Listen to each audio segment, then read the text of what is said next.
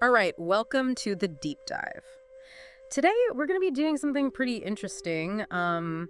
We're diving into the world of Bob Camblin. Yeah. You sent over this really interesting collection of sources about him, some of his own quotes, details about his life, some thoughts people have had about his artwork, and even a YouTube discussion about one of his lithographs. I mean, altogether, this stuff's pretty fascinating. So, our mission today, I guess, is to really understand Bob Camblin, or at least to understand the most important parts of his artistic vision and the philosophy behind it, all that. It is a lot to unpack, Yeah. when you think about it. Yeah. There are a lot of different layers to this guy. Yeah. Definitely not your average artist. Definitely not. Okay, so I guess to start things off, maybe it'd be good to just get a little more familiar with the guy around. Sure. So, Bob Camblin was born in Oklahoma back in 1928. And, both his parents were artists, so it's kind of in his blood right from the start. Yeah. And he grew up in Ponca City, which I don't know if you're familiar with, but it was a big part of the oil boom back in the day. And they have this really iconic pioneer woman statue there. Maybe that had some influence on him. Who knows? But anyway, he went on to the Kansas City Art Institute, built up a solid foundation there. And then, he gets this Fulbright scholarship, which takes him to Italy.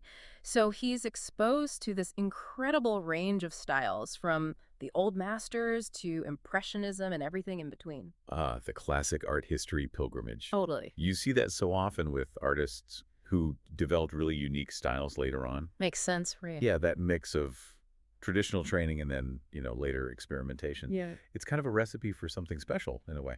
Totally. So Camblin spent a good chunk of his early career actually teaching. He was at a few different places before landing a long-term gig at Rice University in Houston.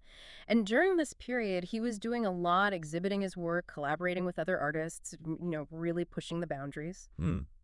I wonder how teaching influenced his art. Yeah. And then what made him make such a huge change later on? Well, yeah, about that, in 1976, Camblin basically ditched the whole academic world and decided to become a nomadic artist. Wow, just like that. Yeah, basically. He traveled all over Italy, France, Ireland, Mexico, even the South Pacific, just absorbing everything from these different cultures and places. Sounds pretty amazing, actually. Right? That must take a lot of, inner drive Yeah, to definitely. just uproot your whole life and chase your art like that. Yeah, there's definitely a story there, and I bet his evolving ideas about impermanence and the interconnectedness of things probably played a big part in that decision. So that's kind of where we're headed with this deep dive. We want to explore those recurring themes that run through Camblin's work and his worldview. We've got all these quotes and descriptions of his art to help us out. His own words, those are gold when it comes to understanding an artist. Absolutely. Okay, so let's jump into some of these quotes. One that really caught my eye was this. He said, "Fortunately, some things remain forever, or another 10 years perhaps." I mean, right away you get the sense of him thinking about the fleeting nature of things, even things we might consider permanent. Yeah, there's that kind of playful irony in there. He's acknowledging, our human desire for permanence, but also that awareness that everything's in flux. For sure. And then there's this other quote that just blew my mind.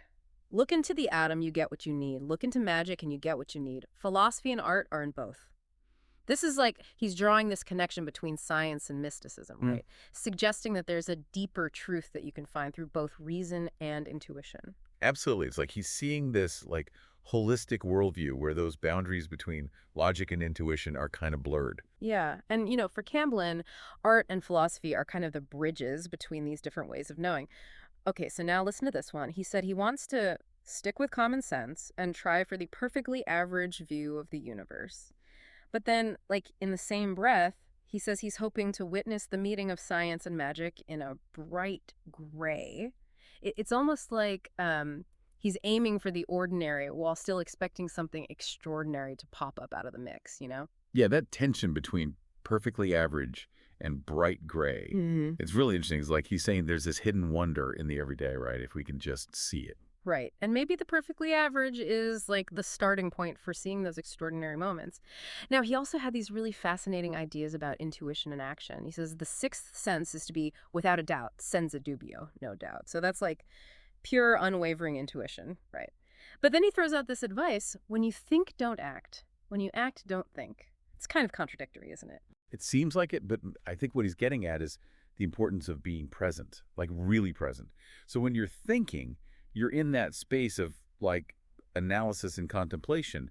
But when you're acting, you need to rely on instinct, no second guessing. I see. And there's this other quote that's just beautiful. Find something in nature that completes you and then surrender. It's all about that connection with nature and, just letting go. It's a common idea in a lot of philosophies that emphasize being in harmony with the natural order of things. Yeah. Like we find our wholeness by recognizing that we're part of this bigger interconnected system. Yeah, I get that. And Camlin's ideas about the purpose of art evolved too. He went from art for art's sake to this idea of art for life's sake, or art for my sake, or art for survival's sake. It's a pretty significant shift, It right? is. It's like he's moved from this detached, purely aesthetic view of art to one where it's deeply personal and tied to the core of human experience.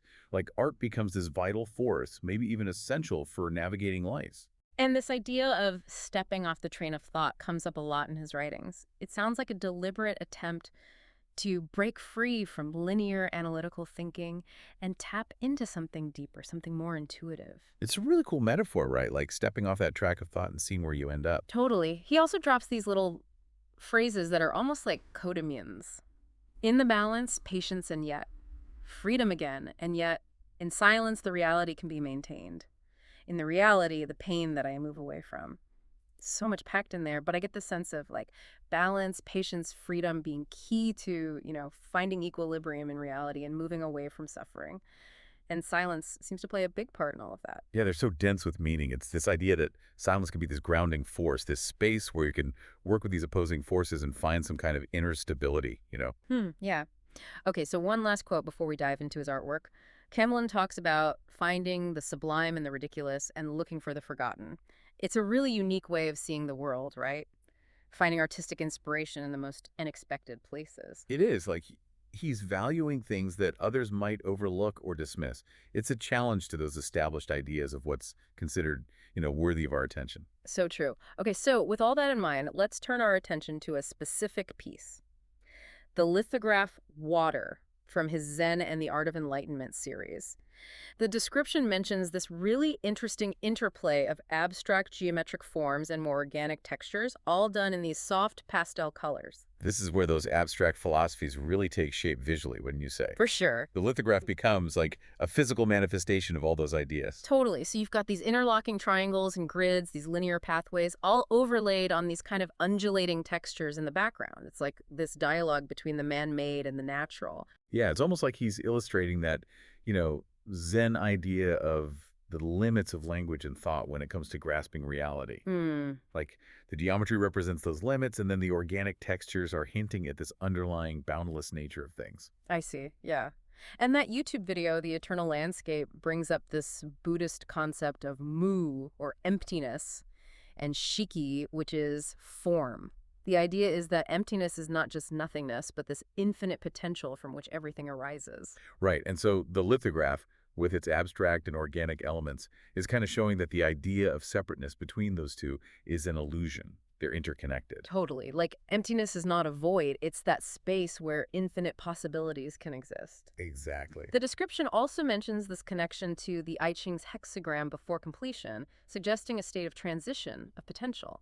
And looking at it through the lens of the Tao Te Ching, the artwork seems to be about the value of emptiness.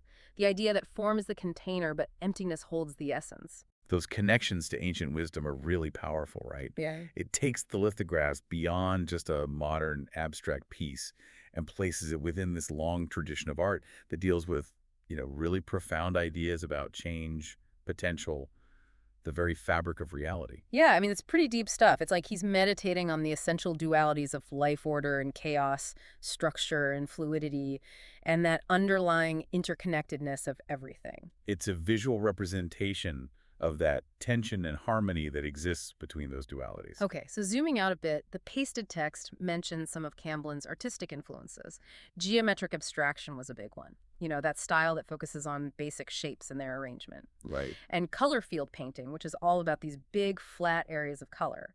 The pasted text draws comparisons to artists like Paul Klee and Wassily Kandinsky, who are also exploring how abstract forms can express inner states. And then you've got Camblin's, later Mush's Volante style, which is, well, pretty trippy. Yeah, those dots and dashes, creating those optical illusions, it's like he's playing with our perception. Totally. All these influences show that he was really part of this, lineage of 20th century artists who were using abstraction to, map out inner landscapes and challenge how we see the world. Okay, so here's another really interesting thing about Camblin.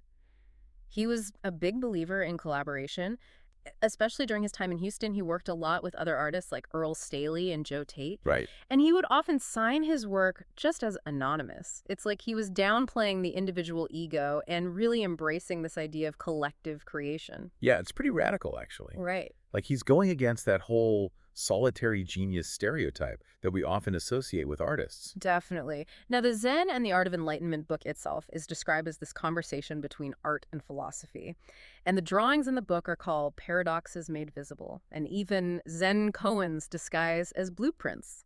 The whole purpose of the book is to, nudge people towards a kind of everyday enlightenment by, challenging how we usually see things and inviting us to think more deeply. It's fascinating how he uses art to, embody those paradoxical ideas. Yeah, It's yeah. not about easy answers. It's about making us think, making us question. Exactly. So Camblin's art, and this book in particular, are all about encouraging us to look inward, to be okay with the impermanence of everything, and even to find beauty in the absurd or unexpected. Yeah. It's like engaging with his work becomes this act of mindfulness, this way of getting to know yourself better. It's like art is a tool for self-discovery. It takes it beyond just appreciation and turns it into this, catalyst for personal growth. Absolutely. And even though he's made such a big impact, Camblin remains this kind of enigmatic figure. His work is really sought after by collectors, which only adds to the mystery. And people who knew him, like Earl Staley and Penny Serling, they talk about him in a way that just highlights how unique he was, his collaborative spirit, and how much he influenced the Houston art scene. It's like that mystery around him makes his work even more intriguing. Yeah. It gives people space to create their own interpretations and connect with it on a personal level. For sure. Okay, so to wrap up our deep dive into Bob Camblin, he was an artist who defied labels. His work is full of these paradoxes and layers of meaning that make you really think about how you see the world. And his own words show us this mind that's constantly wrestling with big questions about existence, art, the human condition. And his whole journey from his formal training to his nomadic phase and his focus on collaboration shows this unwavering commitment to his own vision. And water, that lithograph we talked about, it's a perfect example of all those themes coming together. Yeah. That interplay of order and chaos, form and formlessness, all those interconnected ideas from Zen and Taoism. Exactly. So Camblin's art isn't about giving us easy answers. It's about pushing us to ask questions and to see the world in a more mindful, intuitive way. It's like he's reminding us that enlightenment doesn't come from dogma, but from that active process of thinking and engaging. It's a good reminder, for sure. And it leads me to this final thought for you. How Camblin talks about stepping off that train of thought. I think there's something really powerful in that.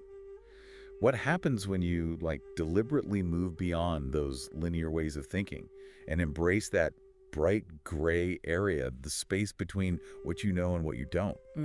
Maybe, like Camblin, you'll discover a whole world of meaning in those spaces between structure and openness. I think it's worth exploring, Maybe check out some more of his work if you're curious, see where it takes you. I think I will.